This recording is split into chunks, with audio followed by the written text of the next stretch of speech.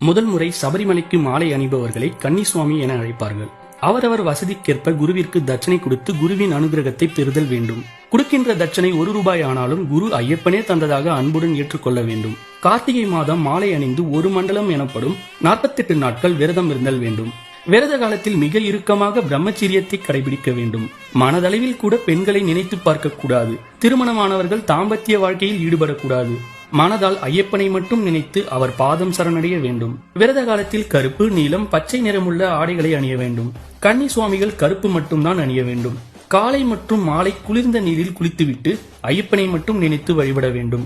விரத காலத்தில் முடிவெட்டி கொள்ளுதல், முகச்சவரம் செய்தல் என்பது கூடாது.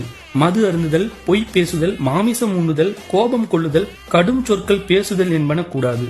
விரத காலத்தில் எவருடன் பேச நேர்ந்தாலும் பேச தொடங்கும் போதும் பேசி முடிக்கும் போதும் சுவாமி சரணம் என்று கூற வேண்டும்.